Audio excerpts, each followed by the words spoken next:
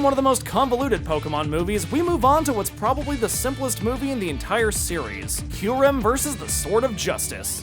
Roaming the countryside, righting wrongs wherever they may be found are the fabled Swords of Justice, Pokemon tasked with defending the weak and the downtrodden. But when the Pokemon Keldeo grows too eager to become a Sword of Justice himself, he sets out to prove himself by battling the legendary dragon Kyurem, only to be hopelessly outmatched. With Kyurem in hot pursuit and the other Swords of Justice trapped in ice, Keldeo must turn to Ash and the gang for assistance, along the way learning the true weight of the sword and the true power of friendship.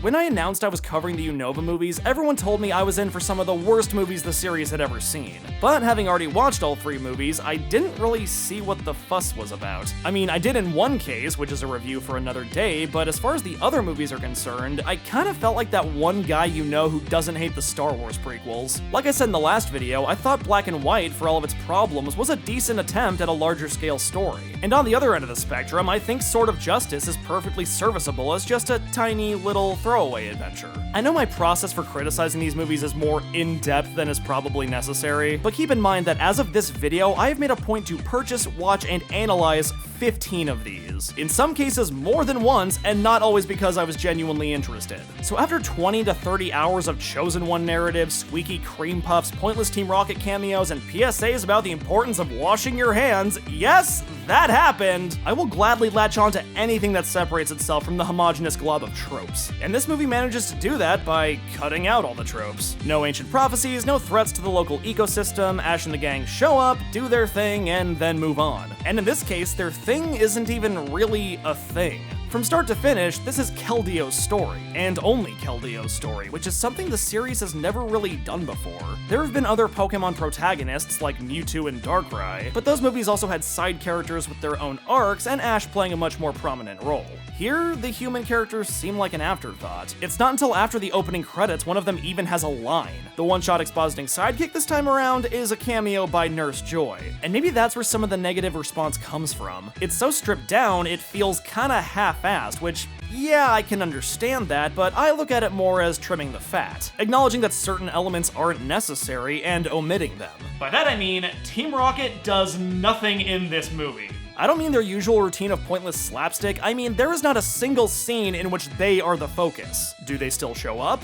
Kind of. Right here and right here. They do nothing and have no lines. And you know what? I didn't miss them. They hadn't done anything remotely significant since the rise of Darkrai, and even that's kind of pushing it. So avoiding the typical contrivances just means there's more time to focus on the new characters, which is good because I like the new characters. Keldeo is a pretty stock protagonist. He has aspirations of greatness but gets in over his head, prompting him to learn from his mistakes. So it's basically the Lion King. And I've said before that it can be difficult to do this archetype well. I couldn't stand Zorua because he was a snickering little smartass, and Keldeo probably could have gone the same way if they didn't instantly humble him. He bites off more than he can chew and is rewarded with disfigurement. Cliché?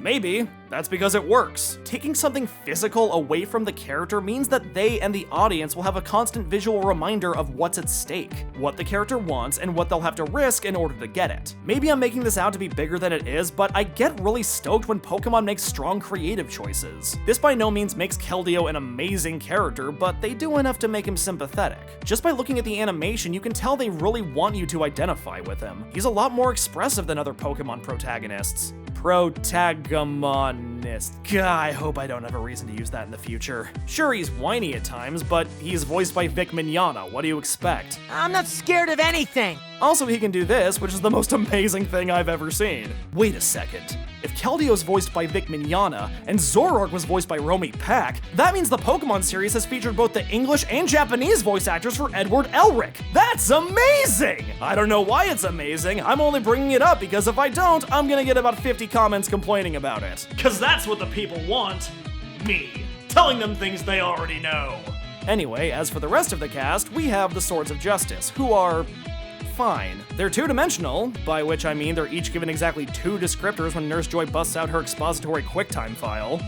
Why does she have that? But they're not meant to function as characters so much as they're meant to represent an idea. The idea of Pokemon Knights. They don't work alongside Great Warriors, they are the Great Warriors. And as we've already established, I'm kind of a sucker for this kind of stuff. Chivalry, rites of passage, ceremonial duels. Normally concepts like this would rely on a human element, but all the humans really contribute this time around is lunch. Yeah, Silent, you order those box lunches. I'm sure someone'll care. Granted, taking the human characters out of those concepts only further highlights how non-essential they are, but the creative team this time around seems aware of that. When Ash is relegated to the role of emotional support, there's not much else the sidekicks can do apart from distract the audience from the protagonist. So instead, they distract the villain from the protagonist. So I'll make myself the bait. Understand? I swear, it's like a criticism of all previous Pokemon movies. This is without a doubt the most bare bones the series has ever been, which does introduce a few problems. Like again, why does Nurse Joy just have the Sword of Justice sizzle reel on her computer? Normally this bit of exposition would have come from one of the local townsfolk or some guy who lives in the woods, but that would have meant a whole other unnecessary character. So instead we get to wonder who shot and edited all of this footage. Maybe it was Carl. Remember Carl? Of course not, he sucked. And this movie demonstrates that we don't always need that kind of character to deliver this information. We didn't even really need Nurse Joy because Ash makes Keldeo repeat everything she already said. What about Cobalion? The Swords of Justice leader, right? Why are you asking if you already know? This is also the shortest movie in the series, which begs the question why this was a movie and not just a TV special. But it does enough to be interesting that I don't mind the shorter runtime. It doesn't have aspirations of being amazing, it's just a cool little snapshot. In fact, my only real complaints are the moments when the movie tries to be bigger than that. Kyurem isn't a great villain. He's a dragon who lives in a cave waiting to battle talking horses because what else is he gonna do? But I guess he doesn't really need motivation. Like the Swords of Justice, the focus is more on how he functions as part of Keldeo's story, the literal and metaphorical dragon in the hero's journey. But they must have thought that wasn't threatening enough, so they throw in this line.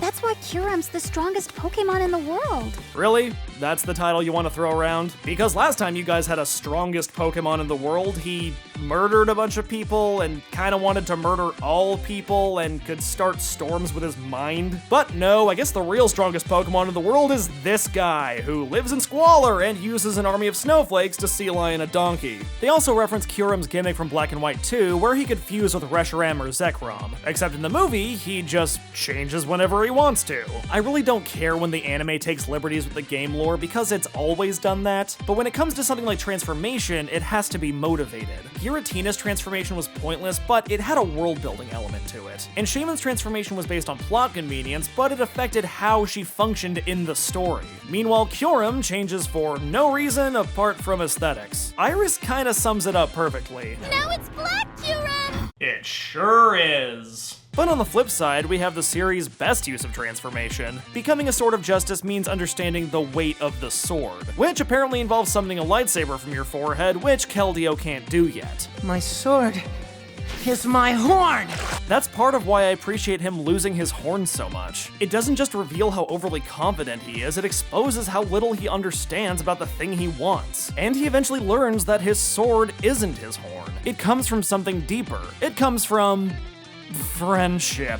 Okay, so the Swords of Justice are basically the Three Musketeers. They even have their own little all for one for all catchphrase. It's not about pride or glory, it's about working together and serving the greater good. All great values to put in your kids' movie. What Keldeo needs to learn is that battling Kyurem isn't about proving how strong he is, but how well he's learned the lessons the swords have taught him. I don't really understand how that works because it still comes down to a one-on-one fight, but I kinda get what they're going for. And it's only when Keldeo realizes that he achieves his resolute form. His story is bookended by transformation, one that prompts change and one that reflects that change. And even with his shiny new sword and magnificent hair, he still doesn't win, which is how he finally proves he's worthy of being a Sword of Justice, by sacrificing victory for the sake of defending others. That's a great conclusion. Keldeo has grown, but he still has a way to go. There's more to learn, but what he did learn is significant. And the strength he gains from his new form isn't as important as the growth that prompted that transformation. I normally prefer to focus more on the themes of these movies than their morals, because morals are easy and often cheesy, so I really appreciate it when they offer a message that for the intended audience is a little challenging. Though I guess it's not really new for the series, because Ash learns the same lesson every time he loses a championship. There are still a few cop-outs with this one. When Keldeo yields, Kyurem just backs off as if he was a good guy who just wanted to see Keldeo succeed, even though he spent the entire movie being